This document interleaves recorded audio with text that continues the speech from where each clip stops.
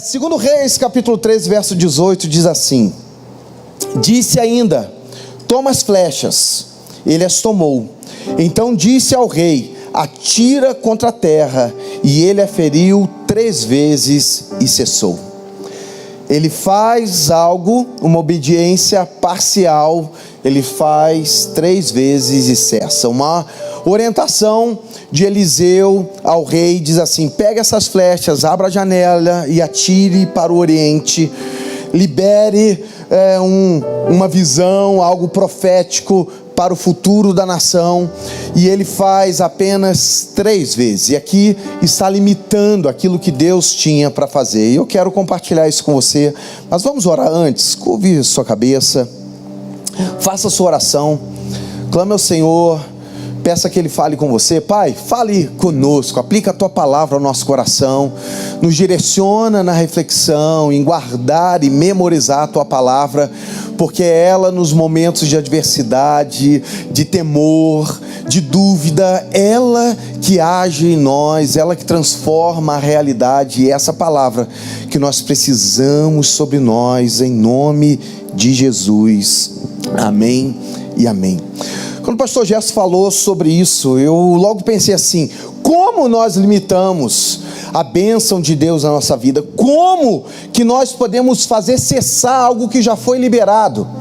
Como que nós deixamos de lado aquilo que Deus está nos entregando? Já viu quando você está entregando algo para alguém e que essa pessoa ela não quer pegar e você fica tentando entregar, só que não há recursos, porque ela precisa de uma ação. E o grande desafio nosso é conseguir ter a ação correta para receber aquilo que Deus tem para nós, e Ele já tem derramado muitas coisas sobre nós. E o texto aqui, a história é bem interessante, porque o próprio rei limita aquilo que Deus estava já dando profeticamente à nação. E a pergunta é: como limitamos as bênçãos de Deus sobre nossa vida? Primeiro, a falta de obediência completa. O texto diz, e o profeta fala diretamente: atira contra a terra.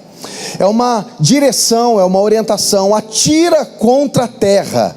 E o rei tinha que fazer o que, segundo a palavra do profeta? Atirar contra a terra. Eu sempre fico questionando, e na minha mente ficam algumas indagações, né? Como que esse rei vai entender que aquilo que o profeta está falando é uma direção de Deus? Porque há momentos que você está conversando com alguém e que você recebe uma orientação de Deus ali, mas nem sempre a gente consegue discernir. Mas como esse rei poderia discernir isso?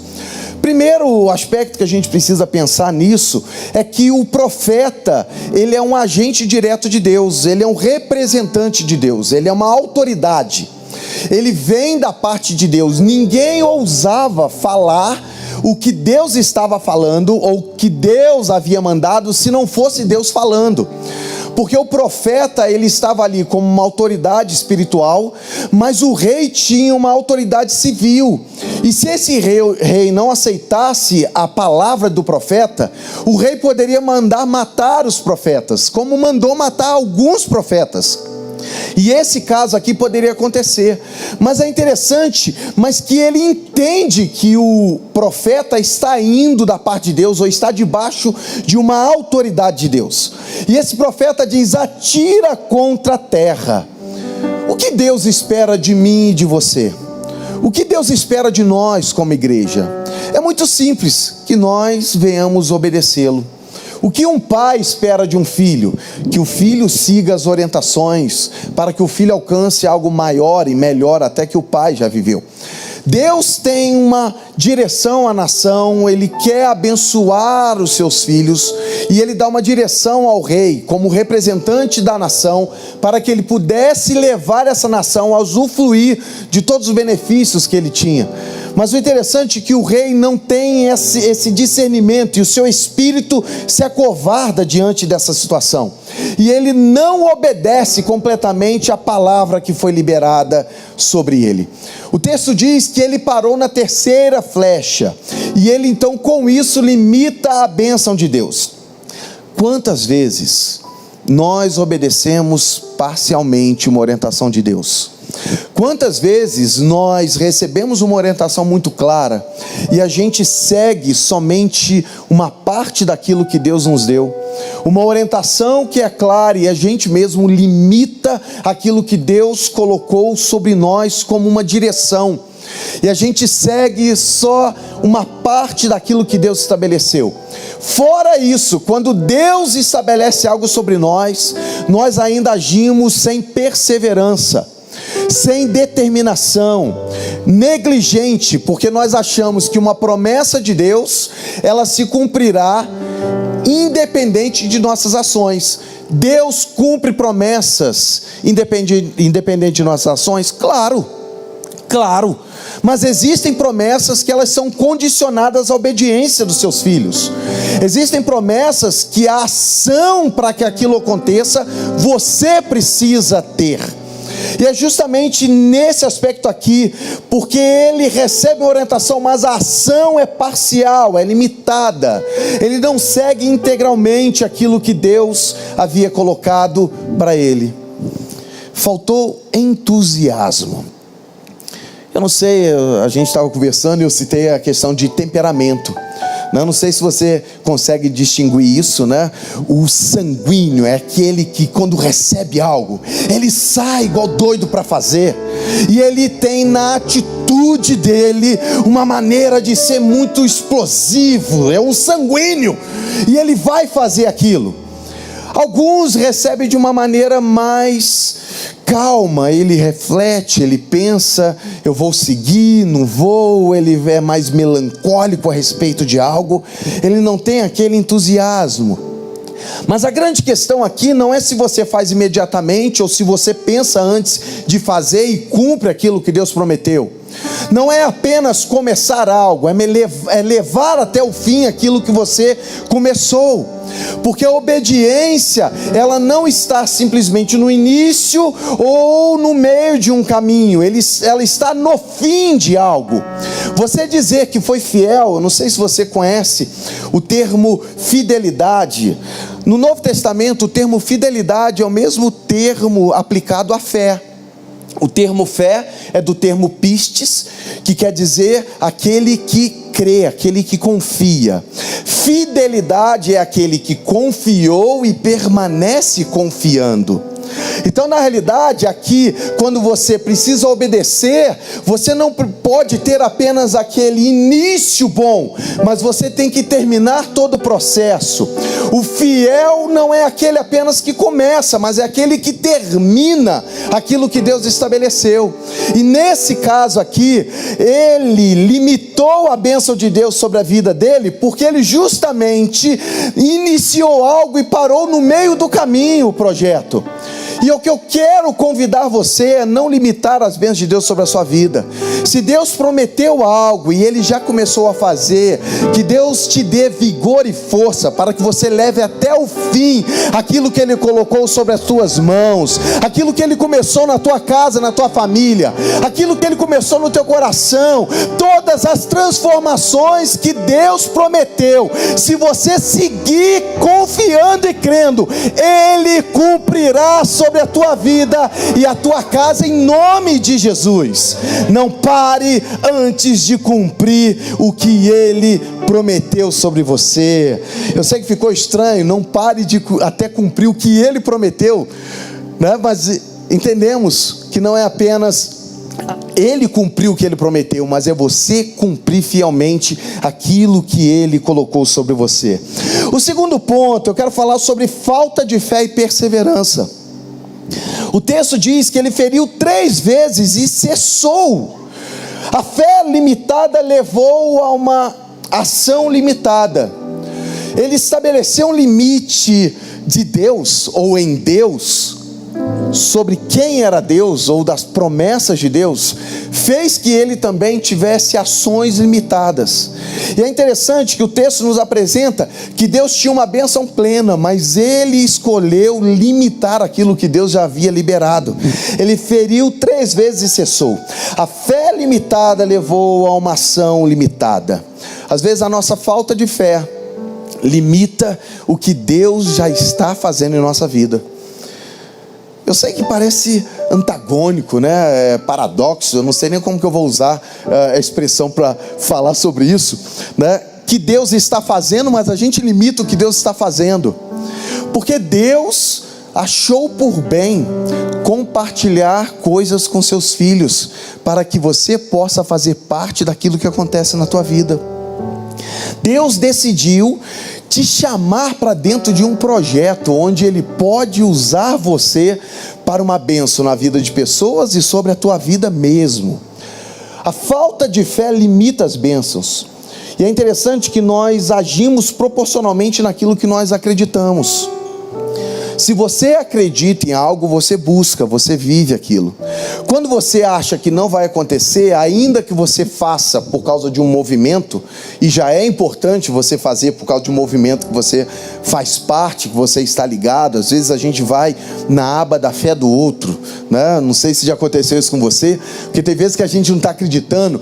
Por isso a importância de estar em comunidade.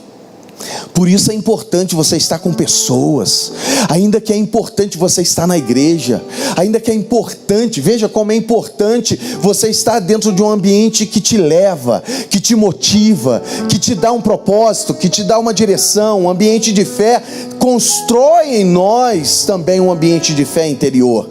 Mas às vezes a gente está dentro de uma condição onde nossa fé está rateando, está limitada, e a gente age proporcional àquilo que a gente confia. O rei parou no terceiro tiro, e é interessante que ele também limita aquilo que Deus tinha sobre ele. Às vezes nós oramos por algo e desistimos depois de um tempo, porque achamos que é grande demais. A minha oração tem sido para Deus, para que Ele mantenha vivo aquilo que eu sonhava quando eu era jovem, adolescente ainda. Quando Léo sonhava, não era o pastor Leonardo ainda, que o favor e a graça de Deus já tinha designado algo sobre mim. Mas aquilo que eu sonhava, às vezes eu falo com Deus que parece que está menor do que naquela época. E eu falava: Deus, não pode diminuir, o projeto do Senhor é aumentar.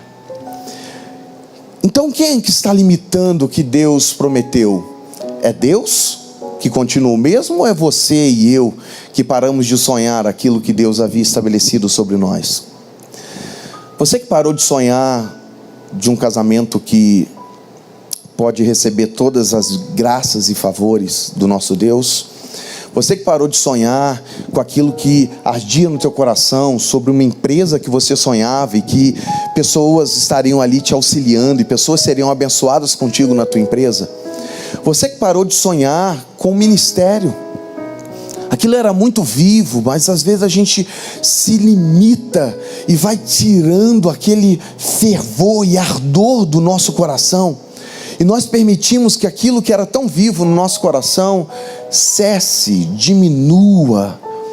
Assim como o rei parou na terceira flecha, assim como o rei perdeu o seu vigor, quando o entusiasmo dele cessa e ele olha para a sua aljava ainda tendo flechas, e ele decide não arriscar mais, não fazer mais aquilo que outrora ardia no seu coração.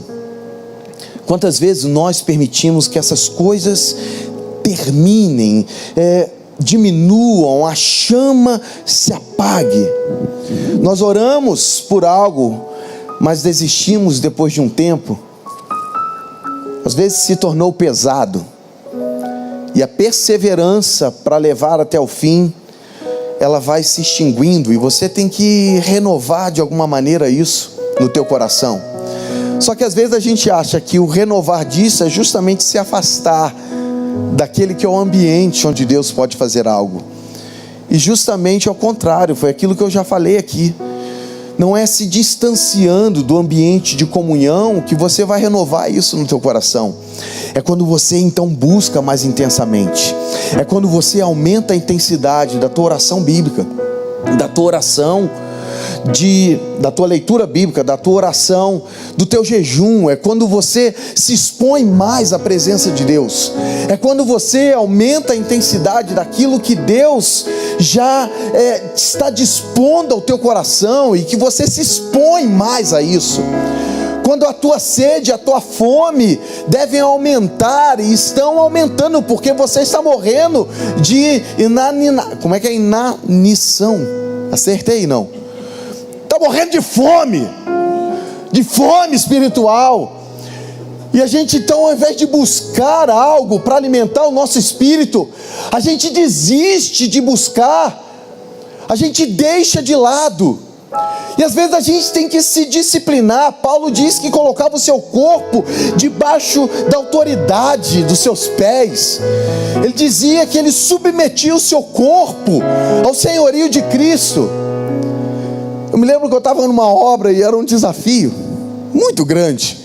Eu morava aqui no Tosete, era ali no Indaiá, e às vezes eu ia a pé para a igreja. E às vezes o meu coração estava tão pesado com tantos desafios que tinha. Eu me lembro que eu ia andando e eu precisava ir falando e declarando, e às vezes eu andava assim, perseverança, determinação, constância. Aí eu ia falando isso até lá na igreja, parecia um mantra. Eu precisava daquilo. E é interessante que conforme eu declarava, as coisas iam mudando dentro de mim. E eu chegava lá, olhava assim, essa montanha, eu vou chegar lá em cima em nome de Jesus. Eu tinha que colocar, submeter a minha consciência, a minha mente, aquilo que é a verdade de Deus. E às vezes a gente está nessa condição, falta fé e falta perseverança, e a gente aceita isso sobre nós. Você aceita isso pacificamente. Aceitamos o nosso casamento fracassar pacificamente. Aceitamos as coisas serem destruídas pacificamente. Você tinha que ser o primeiro a se revoltar contra as coisas estarem morrendo na tua vida, no teu casamento, na tua família. Se os teus sonhos estão se perdendo, não aceite isso pacificamente.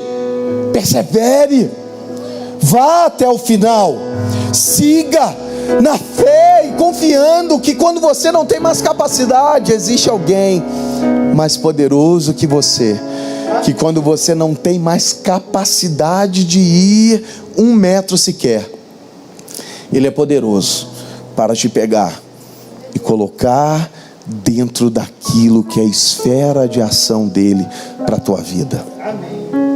Ele pode. O terceiro ponto fala sobre medo de arriscar e de ir além. Esse rei, o rei Asa, ele está com medo de arriscar e ir além. A zona de conforto é um ambiente agradável. Está no lugar onde você já alcançou, você é respeitado, as pessoas te admiram pelo que você é. E ter a coragem de sair dessa esfera de conforto é um grande desafio. É interessante que no verso 16, o texto diz, no final do versículo, diz assim: então Eliseu pôs as mãos sobre as mãos do rei. Se Eliseu era a figura de autoridade representando Deus, o texto quer dizer justamente que aquilo que o rei iria fazer, Deus estava impondo as mãos sobre as mãos dele para que ele fizesse. Deus, na figura do profeta, colocava a mão sobre a mão do rei. Aquilo que ele estava fazendo, ele não estava fazendo na sua autoridade ou na sua capacidade, mas ele estava debaixo de um governo, ele estava debaixo de uma autoridade. Eu não sei se você entende isso. Nós não estamos aqui debaixo apenas de uma autoridade terrena, ainda que Deus coloque líderes e autoridades sobre a nossa vida. Mas tanto a nossa liderança está debaixo também de uma autoridade maior. É aquele que põe as mãos sobre nós. Então estamos não apenas andando debaixo de uma promessa, que já é maravilhoso, mas nós estamos andando debaixo de uma presença, de um governo poderoso. Quando lendo sobre o reino de Deus, eu acho muito interessante a ideia do reino, do governo, da atmosfera. Mas uma grande chave que eu vejo na ideia do reino de Deus não é simplesmente a atmosfera do reino. A grande chave para mim do reino é a presença do rei conosco. Não é apenas uma esfera de governo, mas é a presença daquele que está em nós, que está sobre nós. Imagine o rei esticando o seu arco para apontar, e o profeta com as mãos sobre as mãos dele. Entende como você anda? Entende que aquilo que você está fazendo, você está debaixo de um governo, de uma presença que está sobre você, e as mãos dele te direciona e acompanha a sua vida, e você está sendo abençoado e tocado e cuidado em todo o tempo. A ideia do texto aqui é que ele não deveria temer mais, porque a mão de Deus estava sobre ele. Só que o texto nos mostra que ele teve medo de arriscar e medo de ir além daquilo que ele já havia concebido dentro de si. E é o grande desafio que eu e você temos: a coragem de, como Pedro, ir além, a coragem de esperar que as águas que podem nos submergir tenham tanta rigidez a ponto de poderem me sustentar para andar sobre elas. É o desafio que a Bíblia nos traz. Só que interessante que a gente só consegue viver coisas sobrenaturais quando nós cremos além daquilo que é natural. E o rei teve medo. Ele não creu, ele não confiou segundo as promessas. Ele andou naquilo que os seus olhos viram. Olha o desafio que nós temos. Porque nós temos cenários que são descritos por homens grandes, conscientes do cenário político mundial. Nós temos administradores, pessoas da área da economia que estabelecem cenários. A gente tem médicos que estabelecem diagnósticos. Nós temos pessoas que estabelecem o cenário do nosso casamento, da situação que nós vivemos. E o desafio nosso é conseguir, debaixo da mão de Deus, seguir aquilo que Ele tem para a nossa vida. É romper com aquilo que é normal. Simples? Claro que não. Claro que não. Como Deus sabia e sabe que não é simples, Ele decide não apenas dar uma palavra para que nós possamos andar sobre ela, mas Ele decide enviar o seu próprio Espírito para poder, a partir de nós, nesse relacionamento, a gente possa andar com Ele. Mas qual é o outro desafio? O outro desafio é o que a gente está buscando aqui: o avivamento. Porque a gente quer andar e conquistar as coisas dentro da força da nossa naturalidade, da nossa capacidade. E o desafio não é andar apenas naquilo que é a nossa capacidade, mas é ir além.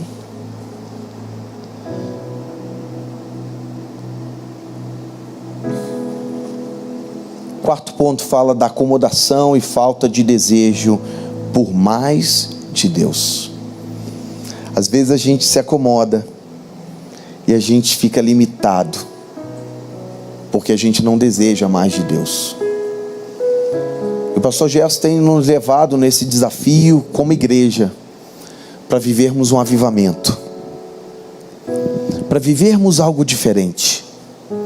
E hoje pela manhã eu estava na minha devocional orando,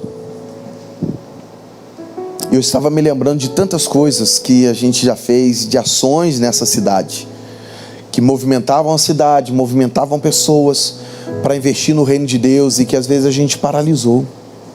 Estava me lembrando do projeto Ele Virá, onde mobilizávamos a igreja e íamos para o centro da cidade. Tínhamos várias ações evangelísticas. Não sei se você conhece, você mais antigo deve saber, era daquela mãozinha verde. A gente fazia o evangelismo, a gente fazia uma ação. A gente tinha em torno de 1.800 irmãos evangelizando no centro da cidade. Pessoas que eram acolhidas, cuidadas. A pessoa que se reconciliava com Cristo precisava de ajuda. A gente já tinha uma tenda de oração. A gente já tinha uma tenda onde pessoas que precisavam sair da rua, que tinham dependência química, essa pessoa já ia nessa tenda e de lá ela já saía para um lugar para recuperação. Nós tínhamos um grupo já preparado para tantas coisas. Só que a gente decidiu atirar apenas 3 flechas. O que você decidiu atirar apenas 3 flechas? O que da sua vida você se acomodou e deixou de sonhar naquilo que Deus já tinha colocado no seu coração e você aceitou viver menos de Deus, enquanto Deus tem mais para nós? Nós aceitamos isso. Quem sabe você está vivendo assim no teu casamento, na tua vida financeira. Quem sabe você está vivendo assim na tua espiritualidade. Aí a gente diz assim: nossa, o pastor Gerson já não está pregando, eu não estou sentindo mais, o louvor já não vai mais. Quando é o pastor Léo, ou o pastor Tiago, ou a pastora Erli, ou a pastora Verlane, ou qualquer um outro. Mas será que somos nós apenas? Ou nós somos um corpo onde devemos estar juntos para poder atirar todas as flechas que Deus tem colocado sobre nós? Quem sabe você entrou aqui hoje e você atirou flechas e você se decepcionou. Você está aqui hoje ouvindo essa mensagem e Deus está falando com você que existem flechas ainda na tua aljava para você começar, recomeçar. Quem sabe a falta de desejo não foi tão grande a ponto de não permitir que você estivesse aqui hoje. E Deus ultrapassou tudo isso e te trouxe a esse lugar, e Ele está falando com você que você pode recomeçar, que ainda há flechas para você atirar. Parar no 3º tiro simboliza a acomodação que deixamos de buscar de Deus. Porque às vezes nós encontramos um ambiente confortável, um ambiente agradável, e a gente não se desafia mais, a gente não quer ver mais os milagres de Deus. E a gente acha que os milagres de Deus têm que ser produzidos pelos outros, e achamos que nós não fazemos mais parte disso. Se você se limitou, Deus fala contigo que ainda tem flechas na tua aljava ainda. Tem flechas sobre a sua vida. Na realidade, uma igreja onde a gente tem um número bom de voluntários, mas onde não há o desejo de todos servirem, a gente deve pensar: o que me impede? O que está me segurando para que eu não sirva a Deus? Quais são os meus sonhos que não estão mais alinhados ao sonho de Deus? Por que falta esse desejo? A gente não está falando de você ter que estar aqui todo culto servindo, mas às vezes o servir não é só isso.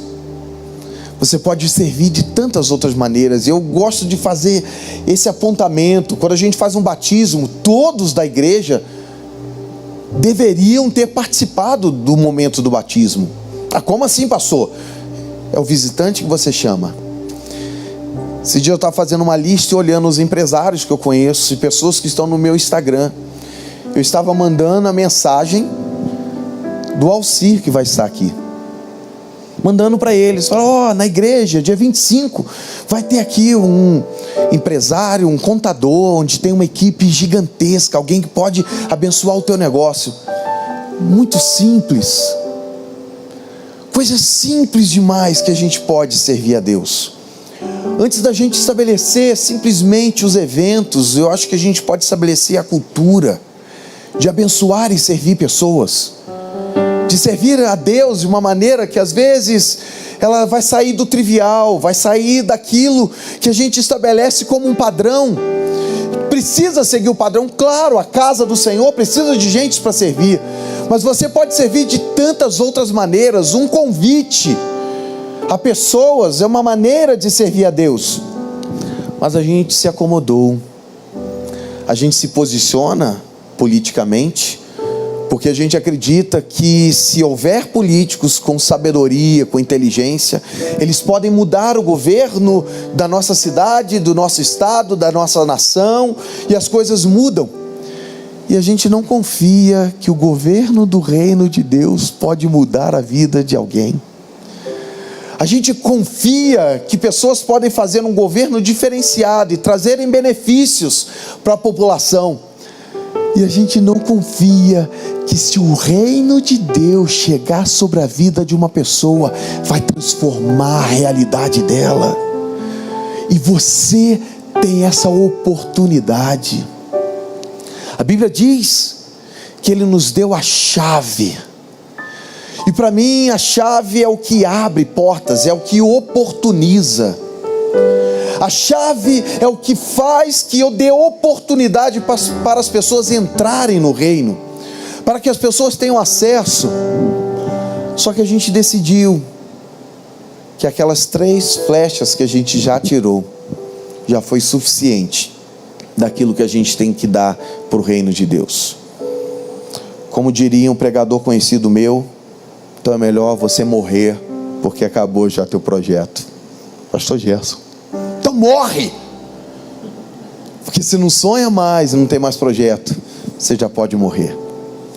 Mas se há projetos ainda, você precisa se erguer novamente. Você pode se colocar em pé? Ficou meio depressivo, né, o final. Confesso. Reflexivo, obrigado, ficou melhor. Você está limitando o que Deus quer fazer através de você. Você está limitando o que Deus quer fazer lá na tua empresa. Você está limitando o que Deus quer fazer com você aqui na igreja Semeando Avivamento. Você está limitando o que Deus quer fazer através de você na cidade. O responsável é Deus. E Ele já decidiu abençoar pessoas. É o momento de você tirar novas flechas e você caminhar para lugares novos, se erguer e começar a fazer ou recomeçar a fazer aquilo que Deus já liberou sobre a sua vida. Em nome de Jesus. Você pode